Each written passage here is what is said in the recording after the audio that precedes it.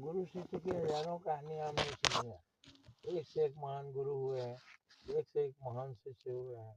आरुणि जैसा शिष्य हुआ है जो रात भर खेत में पानी के बीच पड़ा रहा मगर पानी बहने नहीं दिया। एकलव्य जैसा शिष्य था जिसने कुर्बानी दी, अपना अंगूठा दान में दे दिया। हालांकि वो संदिग्ध है, अंगूठा का मतलब क्या होता है वो मैं आपको बताऊंगा। इस तरह से एक शिष्य कर्ण भी हुए। उनको पता लगा कि धनुष विद्या में परशुराम के समान कोई नहीं है, तो उन्होंने परशुराम से शिक्षा लेनी चाहिए। लेकिन परशुराम जी ब्राह्मणों को ही शिक्षा देते थे, वो क्षत्रियों को नहीं देते थे। इसलिए ब्राह्मण का रूप बनाकर वहां गए।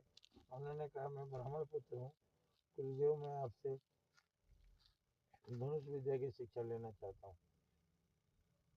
उन्होंने स्वीकार कर लिया और धनुष विद्या सिखाई। कर्ण के समान योद्धा कोई नहीं था महाभारत के काल में, लेकिन कर्ण को धोखे से मारा गया। अगर कर्ण को धोखे से नहीं मारा गया होता तो महाभारत का पासा ही पलट जाता। लेकिन उन्होंने सिखाया। एक बार सिखा रहे थे, उन्होंने कहा मेरी इच्छा हो रही है कि मैं आराम करूं, मैं लेटना चाहता हूं, मगर तकिया का प्रबंध करो। शिष्य ने कहा, गुरु जी मेरे जांघों पर सो जाइए, मैं आपका सिर भी दबाता रहूंगा और आपकी निद्रा भी पूरी हो जाएगी। गुरु ने स्वीकार कर लिया।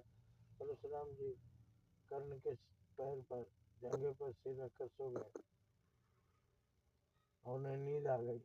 उनकी नींद तब खुली जब उन्हें महसूस हुआ कि कुछ पानी पानी, कुछ ठंडा ठंडा, कुछ तरल पदार्थ हमारे सिर के पास गर्दन में लग रहा है। तो उन्होंने आँख खोल दी और देखा कि खून खून उनके गर्दन में लगा हुआ था। उनका ये कहाँ से आया? तो कर्ण के पैर में नीचे से कोई कीड़ा काट रहा था। वो काटते काटते काफी बड़ा घाव कर दिया और ये हिले नहीं, क्योंकि गुरु की नींद टूट जाएगी। और वो उनके पैर में घाव कर दिया। जब वो खून लगा तो उनकी नींद खुल गई। उन्होंने कहा कि तुझे इतना घाव हुआ, तुझे इतनी तकलीफ हुई, फिर भी तू हटा नहीं, तेरी सारी जान काट देता तो। कहा, गुरु जी आपकी सेवा के लिए सब कुछ समर्पित है। उन्होंने कहा, नहीं, तू ब्राह्मण पुत्र हो नहीं सकता।